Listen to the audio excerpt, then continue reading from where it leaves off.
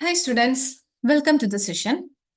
KTUലെ B Tech S4 fourth സെമസ്റ്ററിലുള്ള എല്ലാ ബ്രാഞ്ചസിനും കോമൺ ആയിട്ടുള്ള ഒരു സബ്ജക്റ്റ് ആണ് കോൺസ്റ്റിറ്റ്യൂഷൻ ഓഫ് ഇന്ത്യ അല്ലെങ്കിൽ ഇന്ത്യൻ കോൺസ്റ്റിറ്റ്യൂഷൻ എന്നുള്ളത്. അതിന്റെ മോഡ്യൂൾ 1ന്റെ ക്ലാസ്സസ് ആണ് ഇവിടെ നടക്കുന്നത്. മോഡ്യൂൾ 1നെ തന്നെ ഞാൻ 3 ക്ലാസ് ആയിട്ടാണ് എടുത്തിരിക്കുന്നത്. ഫസ്റ്റ് 2 ക്ലാസ്സുകളും ഞാൻ ചാനലിൽ അപ്ലോഡ് ചെയ്തിട്ടുണ്ട്, അതൊന്ന് കാണുക. ഇത് തേർഡ് ക്ലാസ് ആണ്. അപ്പൊ ഇതോടെ മോഡ്യൂൾ 1 കംപ്ലീറ്റ് ചെയ്യുകയാണ് ചെയ്യുന്നത്. അപ്പം ഇതിൽ നമ്മൾ ഫസ്റ്റ് പഠിക്കാൻ പോകുന്നത് union and its territories. First 2 class കണ്ടവർക്ക് മനസ്സിലാകും, നമ്മൾ അവിടെ പറഞ്ഞിരുന്നു കോൺസ്റ്റിറ്റ്യൂഷൻ എന്താണെന്നും അതിന്റെ സിഗ്നിഫിക്കൻസ് നമ്മൾ പറഞ്ഞിരുന്നു, അതുപോലെ പ്രിയാമ്പിൾ എന്നുള്ളത് സ്റ്റാർട്ട് ചെയ്തിരുന്നു. അത് കഴിഞ്ഞിട്ട് നമ്മൾ ഇനി ആർട്ടിക്കിൾസ് ആണ് സ്റ്റാർട്ട് ചെയ്യുന്നത്. അതിൽ ഫസ്റ്റ് വൺ ആണ് യൂണിയൻ ആൻഡ് ഇറ്റ്സ് ടെറിട്ടറീസ്. അതുപോലെ ആർട്ടിക്കിൾ യൂണിയൻ ആൻഡ് ഇറ്റ്സ് ടെറിട്ടറീസിനെ പറ്റി പറയുന്നത് എവിടെയാണ്? ആർട്ടിക്കിൾ 1 to 4 പറയുന്നത്. അപ്പൊ ഈ നമ്പറും നെയിമും ഒക്കെ ഇമ്പോർട്ടന്റ് ആണ്. ഓക്കെ, ആർട്ടിക്കിൾ 1 to 4 എവിടെയാണ്? Part 1 of the constitution. ഏതിലാണ് വരുന്നത്?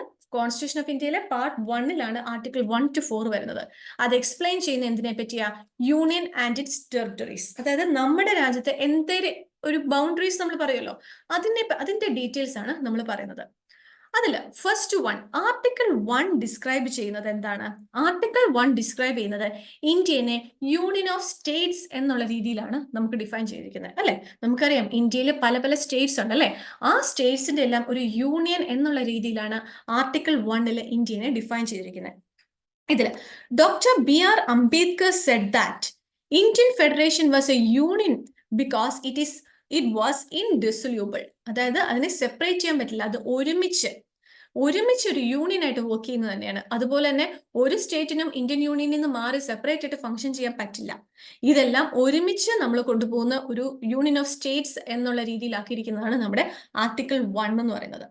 ഇനി ഈ ഫ്രേസസ് യൂണിയൻ ഓഫ് ഇന്ത്യ എന്നുള്ളതും ടെറിട്ടറി ഓഫ് ഇന്ത്യ എന്നുള്ളതും രണ്ടായിട്ട് നമ്മൾ പഠിക്കണം.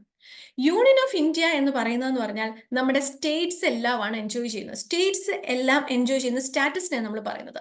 ഓക്കെ, അപ്പൊ അതെല്ലാം എന്ന് പറഞ്ഞൊരു ഫെഡറൽ സിസ്റ്റം എന്നുള്ള രീതിയിലാണ് നമ്മൾ അവിടെ സ്റ്റേറ്റ്സ് വർക്ക് ചെയ്യുന്നത്. പക്ഷേ ടെറിട്ടറി ഓഫ് ഇന്ത്യ എന്ന് പറഞ്ഞാൽ സ്റ്റേറ്റ്സ് മാത്രമല്ല, എല്ലാ യൂണിയൻ ടെറിട്ടറീസ് ഉണ്ട്, അല്ലെ? നിങ്ങൾക്കറിയാലോ യൂണിയൻ ടെറിട്ടറീസ് എന്ന് പറഞ്ഞാൽ നമ്മുടെ ലക്ഷദ്വീപും എല്ലാം ഒരു യൂണിയൻ ടെറിട്ടറിക്കകത്ത് വരുന്നത്. അപ്പൊ അങ്ങനെയുള്ള ടെറിട്ടറീസ് എല്ലാം, അതുപോലെ തന്നെ നമുക്ക് ഫ്യൂച്ചറിൽ നമ്മൾ ഇന്ത്യ അക്യൂർ ചെയ്യാവുന്ന സ്ഥലങ്ങൾ, അതെല്ലാം കൂടെ ചേർന്നതിനെയാണ് നമ്മൾ എന്ത് പറയുന്നത്? Union of States and its territories എന്ന് പറഞ്ഞാൽ. അപ്പൊ അതിന്റെ ഡീറ്റെയിൽസ് എല്ലാം വരുന്ന ഏത് ആർട്ടിക്കിൾ, അതിനെപ്പറ്റി ഡിസ്ക്രൈബ് ചെയ്യുന്ന ആർട്ടിക്കിൾ ഏതാണ്? ആർട്ടിക്കിൾ 1 ആണ്.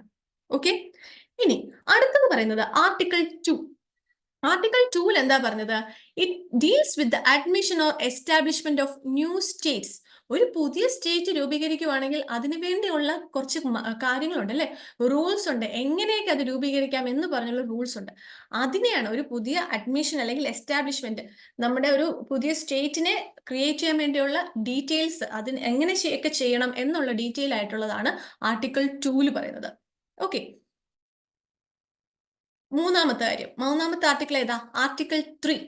ആർട്ടിക്കിൾ 3 എന്ന് പറഞ്ഞാല് എന്തൊക്കെ ലോ വഴി എങ്ങനെയൊക്കെ നമുക്കൊരു ന്യൂ സ്റ്റേറ്റ് ക്രിയേറ്റ് ചെയ്യാം, അല്ലെങ്കിൽ ഫോം ചെയ്യാം, അല്ലെങ്കിൽ നമുക്ക് ഇപ്പോൾ ഉള്ള ഒരു സ്റ്റേറ്റിന്റെ ഏരിയസിന് എന്തൊക്കെ മാറ്റം വരുത്താം, അങ്ങനെ അതിന്റെ ബൗണ്ടറി നെയിംസ്, ഇതെല്ലാം കൂടെ തീരുമാനിക്കുന്ന കുറച്ച് കാര്യങ്ങൾ, ഇതിന്റെ എല്ലാം ഒരു തീരുമാനിക്കുന്നതിനുള്ള ഒരു സ്പെഷ്യൽ ലോസ് ക്രിയേറ്റ് ചെയ്തിരിക്കുന്നതാണ് നമ്മുടെ ആർട്ടിക്കിൾ 3.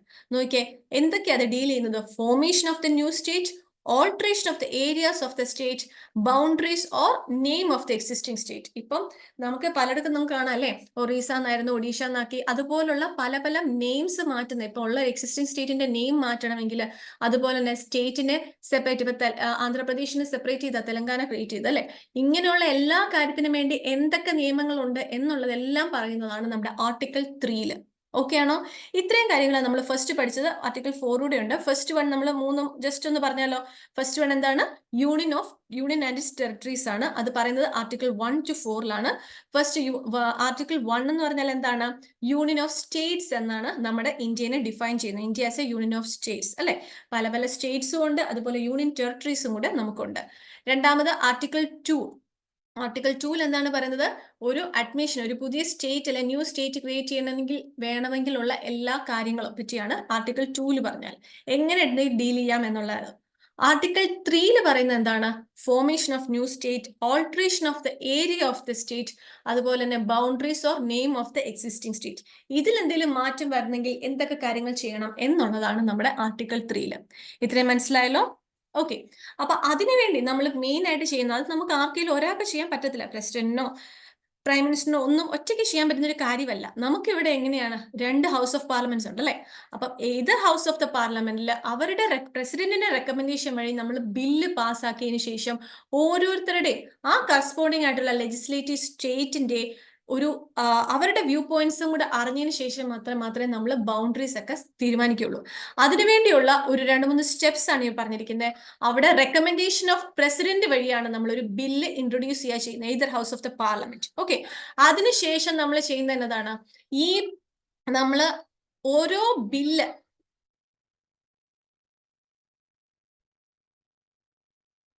നമ്മുടെ ആർട്ടിക്കിൾ 4 പറയുന്നത്, അടുത്ത നമ്മുടെ ആർട്ടിക്കിൾ 4 പറയുന്നത് എന്ന് വെച്ചാൽ നമ്മുടെ കോൺസിക്വന്റ് ചേഞ്ചസ്, എന്തെങ്കിലും ചേഞ്ചസ്, ഇപ്പൊ നമ്മൾ കുറച്ച് ചേഞ്ചസിന്റെ കാര്യം പറഞ്ഞു അല്ലെ? അപ്പം ആ ചേഞ്ചസ്, നെയിംസ് മാറ്റുന്നത്, സ്റ്റേറ്റിന്റെ നെയിംസ് മാറ്റുന്നത്, അല്ലെന്നുണ്ടെങ്കിൽ എത്ര സീറ്റ്സ് അലോട്ട് ചെയ്യാം, രാജ്യസഭയിലേക്ക് എത്ര സീറ്റ്സ് അലോട്ട് ചെയ്യാം, ഇങ്ങനെയുള്ള കുറച്ച് ചേഞ്ചസിന്റെ കാര്യമാണ് നമ്മുടെ ആർട്ടിക്കിൾ 4 പറയുന്നത്. മനസ്സിലായോ? നമ്മളിപ്പോ പറഞ്ഞിരിക്കുന്നത് 4 ആർട്ടിക്കിളിന്റെ കാര്യം, article 1 to 4 union of States എന്നുള്ള രീതിയിലാണ് നമ്മളിപ്പോ പറഞ്ഞിരിക്കുന്നത്. ആർട്ടിക്കിൾ 1 എന്ന് നമ്മൾ നേരത്തെ പറഞ്ഞത് അല്ലെ? ആർട്ടിക്കിൾ 1 പറഞ്ഞിരുന്നു, അതെന്ന് പറഞ്ഞാൽ യൂണിയൻ ഓഫ് സ്റ്റേറ്റ്സ് എന്നുള്ള രീതിയിലാണ് പറഞ്ഞ, സ്റ്റേറ്റും ഉണ്ട് ടെറിട്ടറീസും ഉണ്ട്. ആർട്ടിക്കിൾ 2 എന്ന് പറഞ്ഞാൽ ഏതൊക്കെയാണ് നമ്മുടെ ആ സ്റ്റേറ്റ്സിൽ എന്തെങ്കിലും ചേഞ്ചസ് വരുത്തണം എന്നുള്ള കാര്യങ്ങളാണ് നമ്മൾ പറഞ്ഞിരുന്നത്. മൂന്നാമത്തത് ഫോർമേഷൻ അല്ലെങ്കിൽ എക്സ്പാൻഷൻ അല്ലെങ്കിൽ ഡിവിഷൻ, അതുപോലെ തന്നെ ബൗണ്ടറീസും അതിനെ പറ്റിയൊക്കെ പറഞ്ഞതാണ് ആർട്ടിക്കിൾ 3.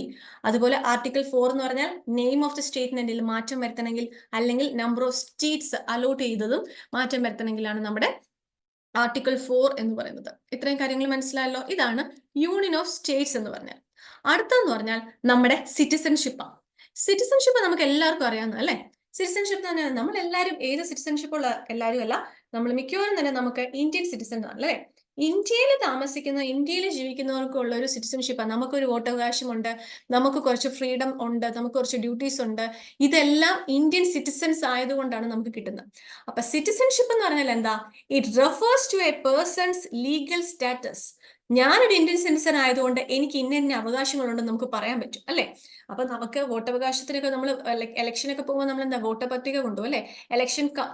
ഇലക്ഷൻ വോട്ടിംഗ് കാർഡ് കൊണ്ടുപോകും അല്ലെ? വോട്ടേഴ്സ് കാർഡ് കൊണ്ടുപോകുമ്പോൾ നമുക്ക് എന്ത് പറയാൻ പറ്റും? ഇത് ഞാനിവിടെ ഇന്ത്യൻ സിറ്റിസൺ ആയതുകൊണ്ടാണ് നമുക്ക് അത് ഉള്ളത്. അപ്പൊ അങ്ങനെ വരാം. Citizenship refers to a person legal status as a legal member of the state or as a member of nation.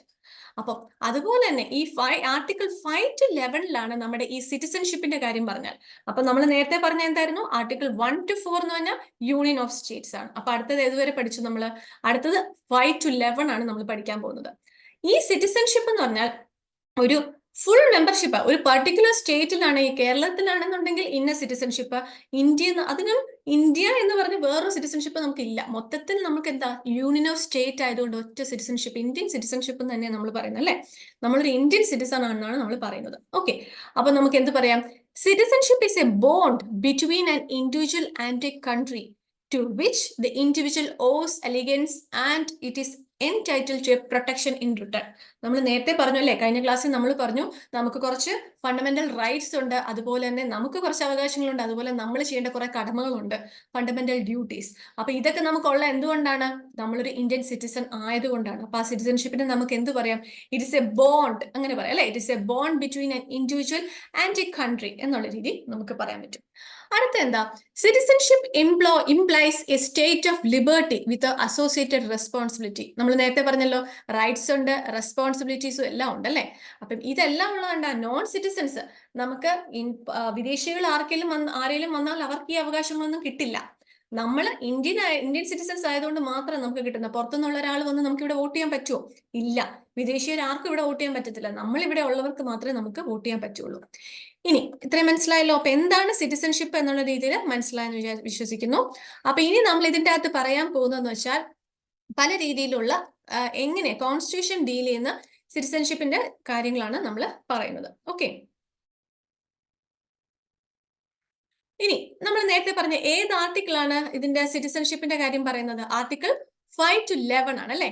Part 2 അതുള്ളത്. നേരത്തെ നമ്മൾ പറഞ്ഞു യൂണിയൻ ഓഫ് സ്റ്റേറ്റ്സ് എന്ന് പറഞ്ഞാൽ ആർട്ടിക്കിൾ 1 to 4 പാർട്ട് 1 അല്ലെ.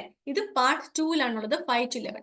നമുക്ക് സിംഗിൾ സിറ്റിസൺഷിപ്പ് ഉള്ളത്. ഞാൻ ലാസ്റ്റ് ക്ലാസ്സിലും പറഞ്ഞിരുന്ന പോലെ നമ്മളൊരു വേറൊരു രാജ്യത്ത് പോയി താമസിക്കുമ്പോൾ നമ്മൾ അങ്ങോട്ട് പോയി അവിടെ സിറ്റിസൺഷിപ്പ് അക്യൂർ ചെയ്താൽ നമുക്ക് ഇന്ത്യൻ സിറ്റിസൺഷിപ്പ് ഉണ്ടാവത്തില്ല. നമ്മൾ ഇന്ത്യൻ സിറ്റിസൺ അല്ലാതായി മാറും അല്ലെ. അവിടെ ജനിക്കുന്ന ഒരു കുഞ്ഞ് വേറൊരു രാജ്യത്ത് ജനിക്കുന്ന കുഞ്ഞെന്ന് പറഞ്ഞാൽ അവർ ചിലപ്പം അവിടുത്തെ സിറ്റിസൺ ആയിരിക്കും, ഇന്ത്യൻ സിറ്റിസൺ ആയിരിക്കത്തില്ല. അപ്പൊ അതുകൊണ്ടാണ് പറഞ്ഞത് ഇന്ത്യയിൽ നമുക്ക് എപ്പോഴും ഒരു സിംഗിൾ സിറ്റിസൺഷിപ്പാ ഉള്ളത്. The citizens in India owe allegiance only to the union. There is no separate citizenship. Okay. അതുപോലെ തന്നെ 4 കാറ്റഗറീസ് ആണ് നമുക്ക് പറയാനുള്ളത് നമ്മുടെ സിറ്റിസൺഷിപ്പിനെ പറ്റി കോൺസ്റ്റിറ്റ്യൂഷനിൽ പറയുന്നത്.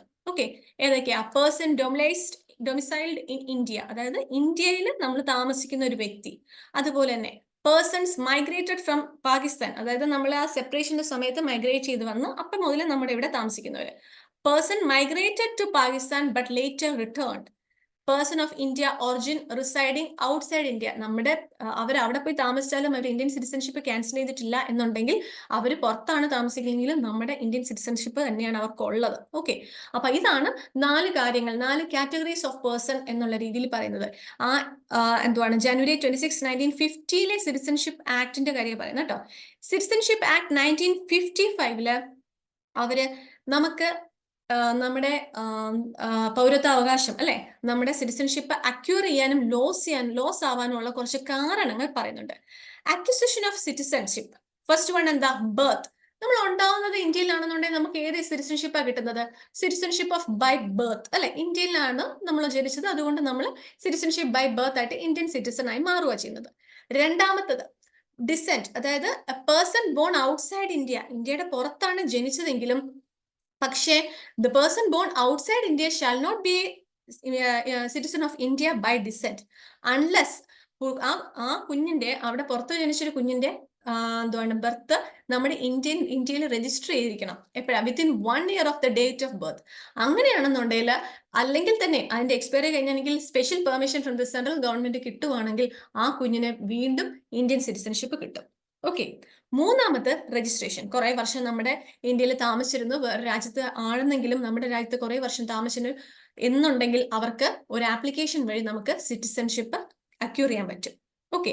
പിന്നെ ഉള്ളതെന്ന് വെച്ചാൽ നാച്ചുറലൈസേഷൻ, അതായത് ഇതുപോലെ നേരത്തെ പറഞ്ഞ പോലെ തന്നെ central government may on an application, നമ്മൾ ഇവിടെ താമസിച്ചതുകൊണ്ട് ഒരു ആപ്ലിക്കേഷൻ വഴി സെൻട്രൽ ഗവൺമെന്റ് നാച്ചുറലായിട്ട് ഒരു മനുഷ്യന് സിറ്റിസൺഷിപ്പ് കൊടുക്കുന്നതിനെയാണ് നമ്മൾ നാച്ചുറലൈസേഷൻ എന്ന് പറഞ്ഞാൽ. പിന്നുള്ളത് ഇൻകോർപ്പറേഷൻ ഓഫ് ടെറിട്ടറി. ഇപ്പൊ നമ്മൾ കുറച്ച് സ്ഥലം, കുറച്ച് ഫോറിൻ ടെറിട്ടറിനെ നമ്മുടെ ഇന്ത്യൻ ടെറിട്ടറിയിലേക്ക് എടുക്കുവാണെങ്കിൽ അവിടെയുള്ള ആൾക്കാരൊക്കെ പിന്നെ എന്ത് സിറ്റിസൺഷിപ്പ് ആയിരിക്കും അവർ അക്യൂർ ചെയ്യുന്നത്? ഇന്ത്യൻ സിറ്റിസൺഷിപ്പ് ആയിരിക്കും അല്ലെ. അതാ പറയുന്നത്, if any foreign territory becomes A part of India, government of India specify the person who among the people of territory shall be the citizens of India. ഈ 5 കാര്യങ്ങളാണ് നമുക്ക് എന്ത് കിട്ടുന്നത്?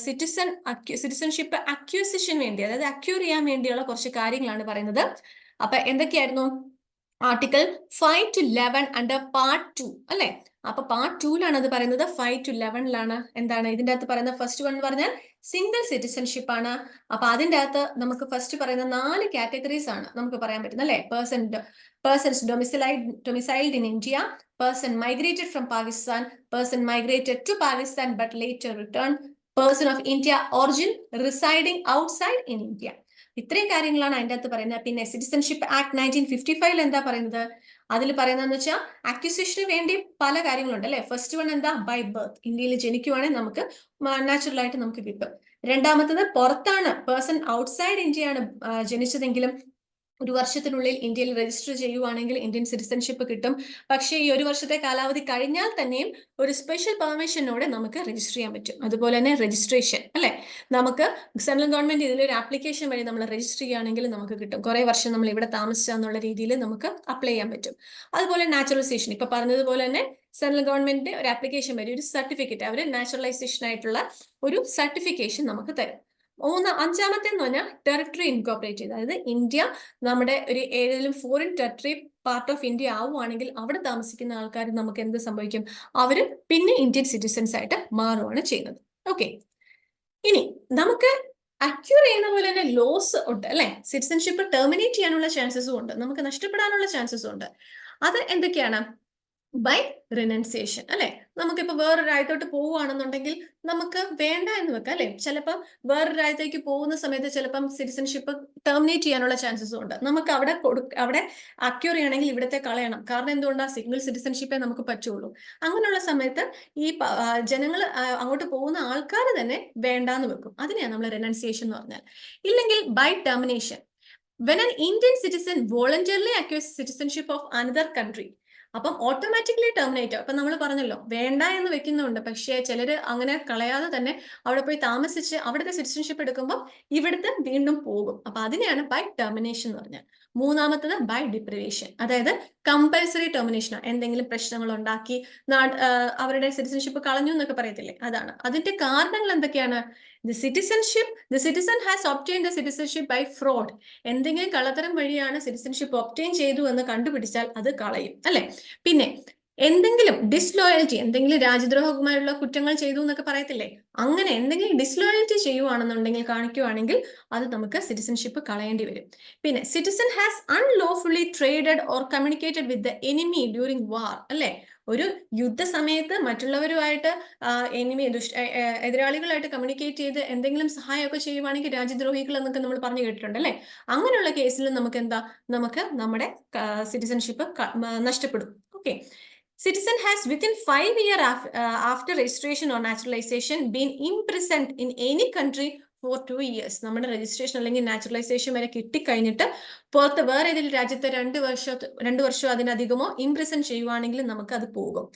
അതുപോലെ തന്നെ the citizen has been ordinarily resident out of India. നമ്മുടെ ഇന്ത്യയിൽ അല്ലാതെ പുറത്ത് കുറെ വർഷമായിട്ട് താമസിക്കുവാണെങ്കിലും നമ്മുടെ ഇന്ത്യയിലുള്ള സിറ്റിസൺഷിപ്പ് നഷ്ടപ്പെടും. ഇതാണ് നമ്മുടെ 3 കാര്യങ്ങൾ പറയുന്നത്: by renunciation, by termination, by deprivation. Deprivation. അപ്പൊ ഇത്രയും 3 കാര്യങ്ങൾ നിങ്ങൾക്ക് മനസ്സിലായല്ലോ അല്ലെ. ലോസ് ഓഫ് സിറ്റിസൺഷിപ്പിന്റെ കാര്യം പറഞ്ഞ് 3 എണ്ണം ഉണ്ട്. നമുക്ക് ഏതൊക്കെയായിരുന്നു? By renunciation, by termination, by deprivation. Okay, മനസ്സിലായെന്ന് വിശ്വസിക്കുന്നു.